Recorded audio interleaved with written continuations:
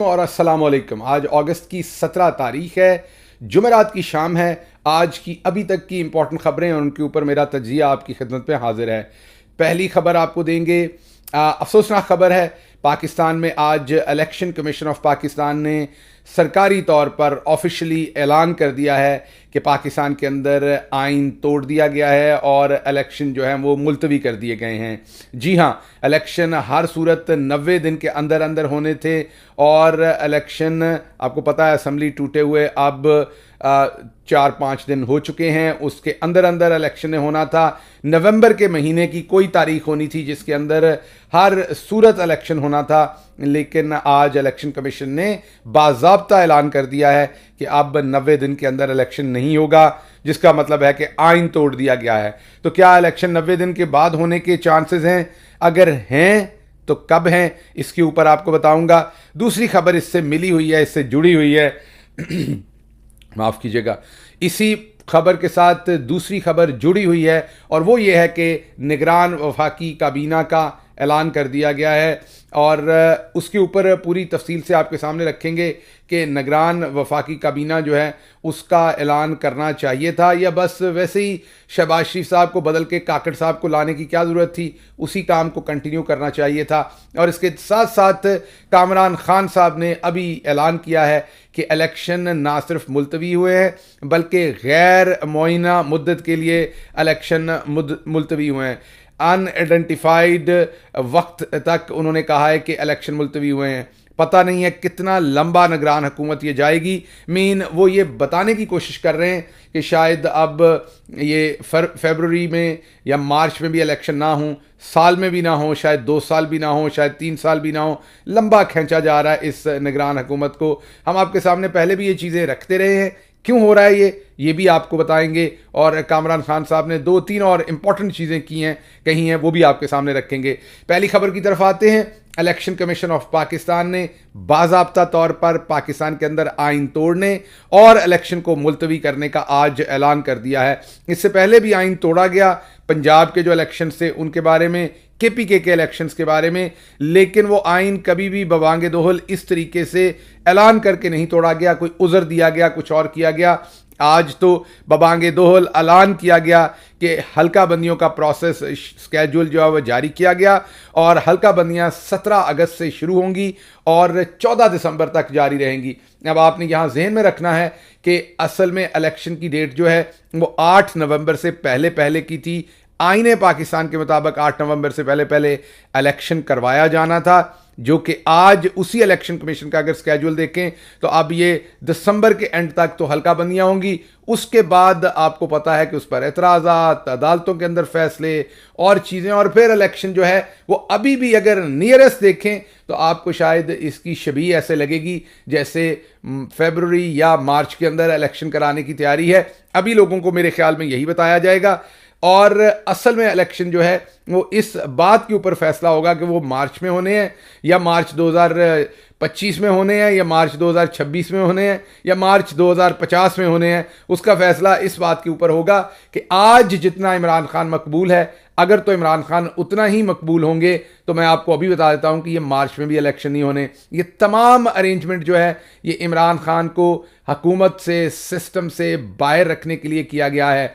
अच्छा, इसमें एक और इम्पॉर्टेंट बात है कि इलेक्शन कमीशन ने हल्का बंदियों का ऐलान करना था, लेकिन वो इंतज़ार कर रहे थे पहले वफाकी काबीना के, निगरान काबीना की अनाउंसमेंट के। जैसे ही निगरान काबीना की अनाउंसमेंट हुई वैसे ही दूसरी तरफ से इलेक्शन कमीशन ने ये ऐलान कर दिया कि 17 अगस्त तक तो जनाब हल्का बंदियाँ हो रही हैं, 90 दिन के अंदर इलेक्शन नहीं करा सकते। आइन गया तेल लेने, काम हुआ ख़त्म। अब आपके यहाँ जब आइन तोड़ दिया गया है तो फिर और भी बहुत कुछ तोड़ दिया जाएगा। जब जो दिल किया वो किया जाएगा। लेकिन ये आज जिस तरीके से वाज़े ऐलान हुआ है इसकी, पाकिस्तान के अंदर कोई आप नज़ीर आपको इससे पहले मिलती हुई इस तरीके से नज़र नहीं आती। बहरहाल हम काबीना के ऊपर भी बात करेंगे कि उसमें कौन कौन से नए और पुराने चेहरे हैं, लेकिन आपको मैंने सिर्फ बताना ये है कि जो इलेक्शन कमीशन ऑफ पाकिस्तान का आज का ऐलान है और उसके साथ साथ और भी कुछ चीज़ें हैं जिनको बाद में हम डिस्कस करते हैं काबीना के बाद, उससे आपको ये बहुत व्यू पॉइंट क्लियर हो जाएगा कि इलेक्शन कब हो रहे हैं।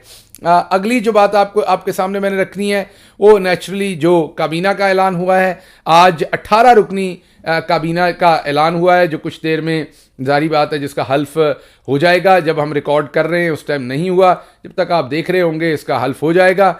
ये 18 रुकनी काबीना जो ऐलान जिसका ऐलान हुआ है इसमें 7 मुआवने खुसूसी भी शामिल होंगे। वफाकी वज़रा के अंदर सरफराज बुगटी बलूचिस्तान से इनका ताल्लुक है और इस्टेब्लिशमेंट के करीब समझे जाते हैं। वैसे ये डिसेंट आदमी हैं, अभी तक तो इनका हमने यही तरीका देखा है कि इन्होंने बहुत ज़्यादा कोई ऐसी हरकतें नहीं की हुई माजी में, लेकिन दैन फिर कोई पता नहीं चलता आगे आने वाले टाइम में ये क्या करते हैं। गौहर एजाज हैं, उमर सैफ हैं, नवाज शरीफ के शहबाज शरीफ के बहुत करीब काम किया इन्होंने। इसके ऊपर बाद में बात करते हैं। शाहिद अशरफ तारड़, शमशाद अख्तर, डॉक्टर नदीम जान, ये तमाम लोग ऐवान सदर पहुंच चुके हैं। Lieutenant general retired Anwar Ali Haider, इन्होंने इमरान खान साहब के साथ भी काम किया नया पाकिस्तान हाउसिंग के अंदर, और अहमद इरफान भी वफाकी वज़ीर होंगे।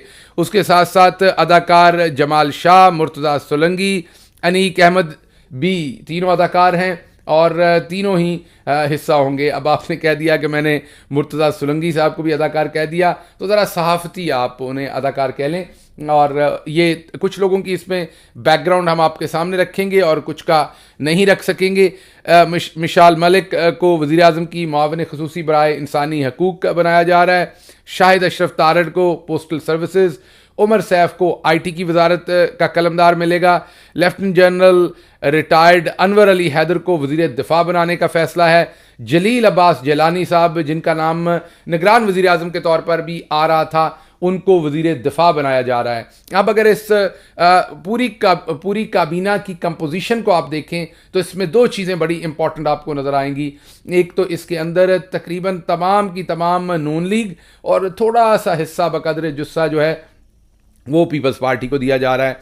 आप अगर गौर से इस पूरी काबीना को देखें तो आपको ये नज़र आएगा कि इसमें या तो बहुत ही प्रो एस्टेब्लिशमेंट के बहुत करीब तरीन लोग ही तकरीबन हैं, और अगर कोई उनसे हटके है तो वो या नून लीग का बहुत करीबी आदमी है या पीपल्स पार्टी का बहुत करीबी आदमी है।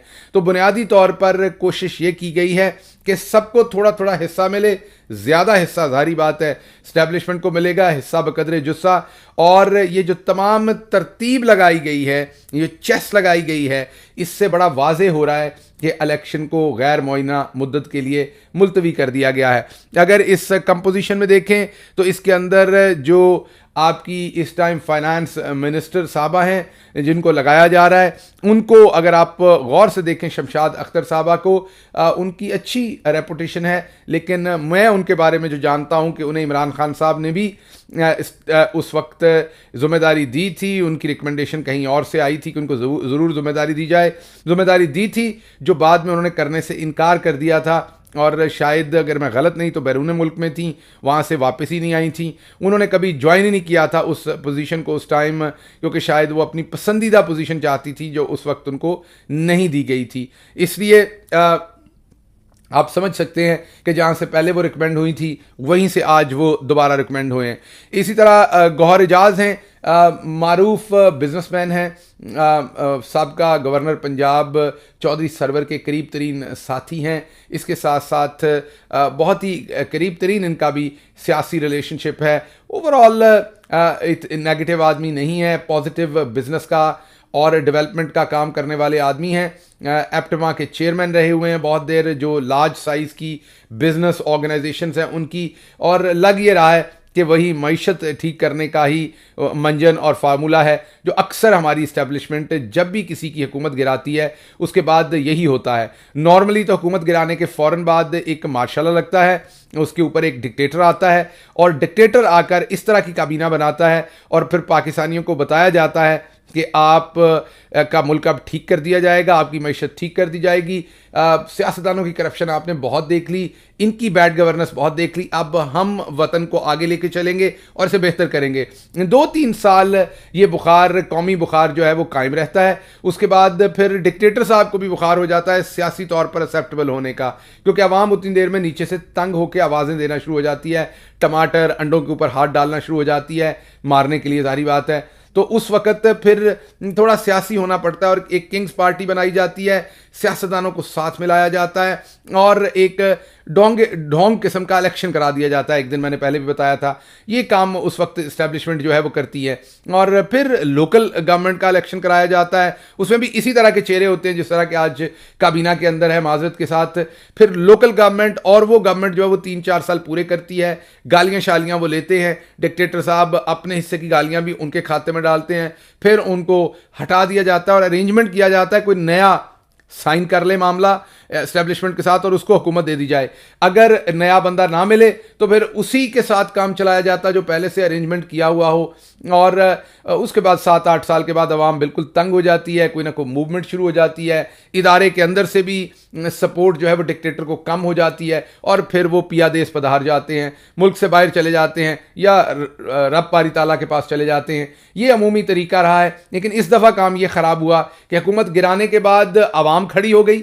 जब अवाम खड़ी हो गई तो फिर उस हुकूमत को प्रोलॉन्ग करना पड़ा, शायद उससे पहले ही ये काम कर लिया जाता। और अब ये साल सवा साल जो है वो उसी तरह की काबीना थी वैसे तो वो पहले भी, लेकिन हुज्जत तमाम की है, अब एक काबीना लाई गई है और इससे इलेक्शन जो है वो लंबे होते नजर आ रहे हैं। एक आध मैं नाम के ऊपर तबसरा कर दूं, जलील अब्बास जिलानी इसमें बेहतर आदमी है, लेकिन यूसुफ रजा गिलानी के करीबी दोस्त हैं और जाहिर बात है पीपल्स पार्टी का करीबी रिलेशनशिप है दुनिया की इंटरनेशनल इस्टेब्लिशमेंट के साथ। तो आप ये भी सोच सकते हैं कि पाकिस्तान के जो फॉरेन अफेयर्स होंगे उनके ऊपर थोड़ा सा साया कहाँ से होगा।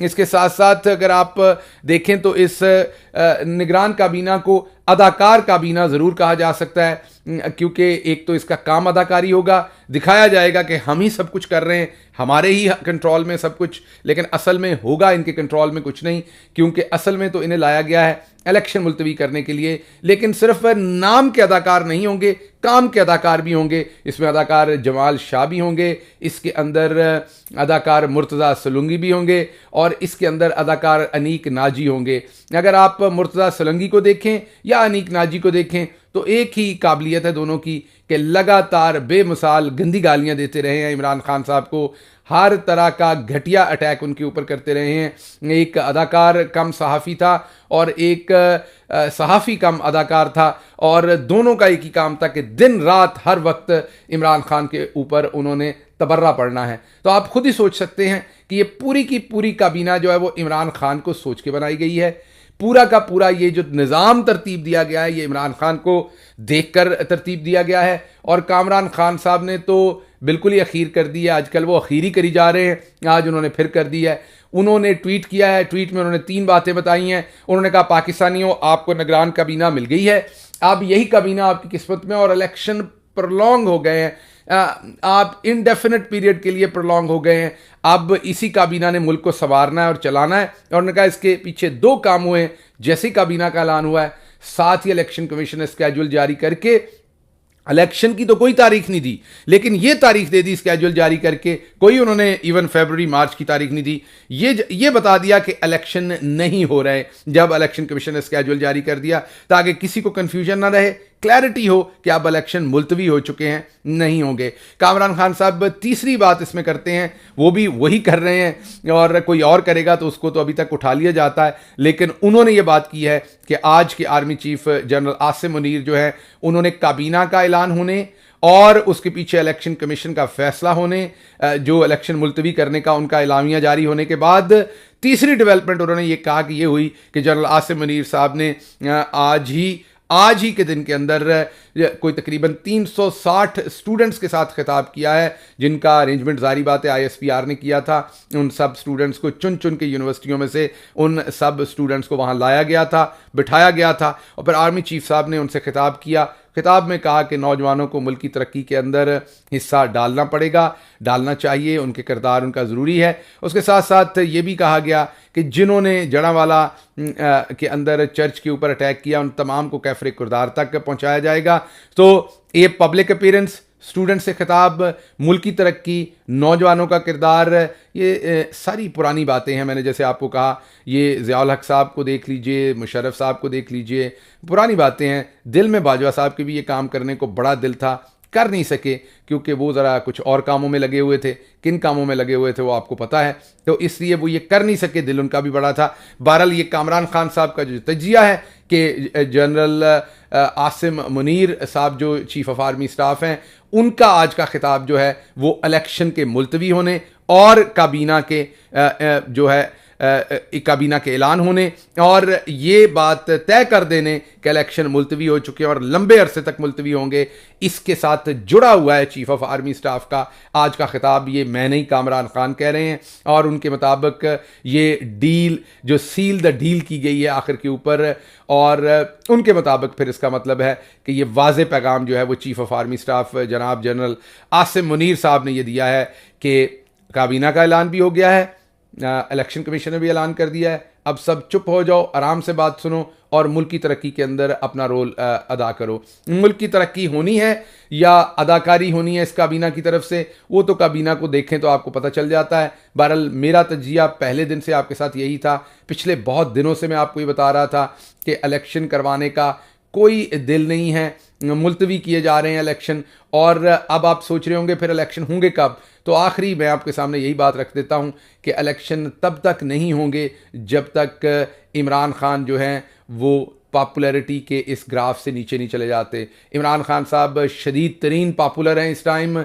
जो सर्वे करवाया जाता है, अभी इस्टेब्लिशमेंट ने दोबारा सर्वे करवाया, किसी ने कहा 53% उसमें लोगों ने इमरान खान को वोट दिया, वो गलत फिगर दी गई है। जो इस्टेब्लिशमेंट ने सर्वे करवाया उसके अंदर 77% वोटर जो है उसने इमरान खान साहब को चूज़ किया है और बहुत ही थोड़ी कलील तादाद थी 6 से 7% जिन्होंने नून लीग को पंजाब के अंदर और पीपल्स पार्टी को 4% के करीब 5% के अंदर जो अर्बन सिंध था उसके अंदर, और रूरल सिंध में तो नंबर और भी थोड़ा सा बेहतर है ऑफ कोर्स इससे 4-5% से, लेकिन नून लीग वाले ही हालात आप इनको समझिए, थोड़ा सा उससे बेहतर ये था। और इमरान खान जो है वो अक्रॉस द कंट्री उनका जो सर्वे है वो इतना पॉपुलर आया है कि उसके बाद ये फैसला कर लिया गया कि अब हर सूरत इमरान खान को रोकना है। और वो लतीफ़ा तो आपने सुना ही होगा कि एक गांव का चौधरी मर गया, माँ से बेटे ने पूछा कि माँ मैं कब चौधरी बनूंगा, उसने कहा अभी तो उसका बेटा बनेगा। उसने कहा अगर वो मर गया,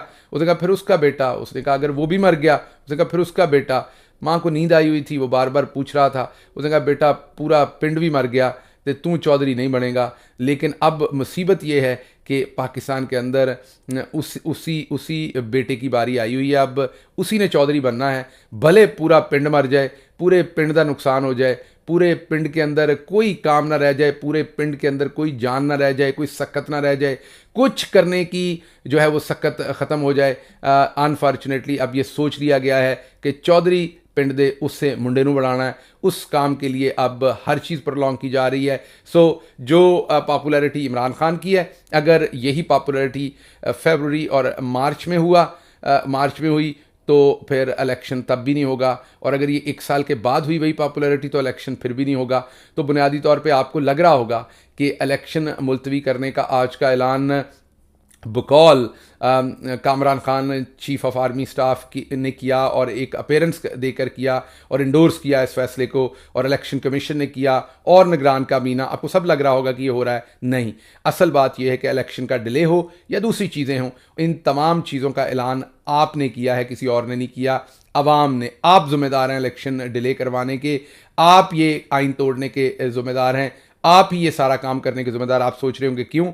आप इसलिए ज़िम्मेदार हैं कि ना आप इमरान खान को इतनी मोहब्बत करें, ना आप उनके पीछे इतना खड़े हों, ना आप उनको इतना पॉपुलर करें, ना किसी को उनसे इतना डर आए। जब आपने उन्हें इतना पॉपुलर किया हुआ है तो फिर इलेक्शन तो नहीं होंगे। तो ये फैसला इलेक्शन मुलतवी कराने का किसी और ने नहीं, ये आपने किया है। जब तक आप इंसान नहीं बनेंगे, जब तक आपको अकल नहीं आएगी कि इस मुल्क के अंदर हर चीज़ कहीं और से डिसाइड होती है, आप क्यों अपनी वोट का इजहार, अपनी राय का इजहार, आप फलां को लाइक करते हैं, रूल ऑफ लॉ को लाइक करते हैं, फ्रीडम ऑफ स्पीच को, जब तक आपका ये बुखार नहीं उतरेगा आपको इलेक्शन नहीं मिलेगा। लेकिन मुझे लग रहा है, अब आप मेरा तबसरा सुनना चाहते होंगे आखिर पर, मुझे लग रहा है कि ना ये फरवरी में बुखार उतरना है, ना ये अगले साल फरवरी में उतरना है, ना उससे अगले साल फरवरी में उतरना है।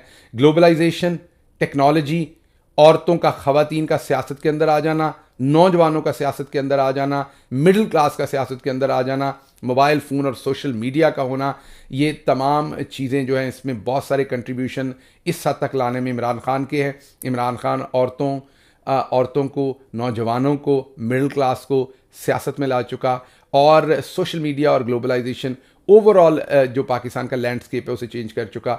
मेरा नहीं ख्याल कि अब आवाम अपना फैसला बदलने वाले हैं। तो आप ही सोचिए अब आपने कितने साल तक इलेक्शन मुलतवी करना है। इसके साथ ही मुझे इजाज़त दीजिए। अल्लाह आपका हामी नासिर हो। पाकिस्तान जिंदाबाद।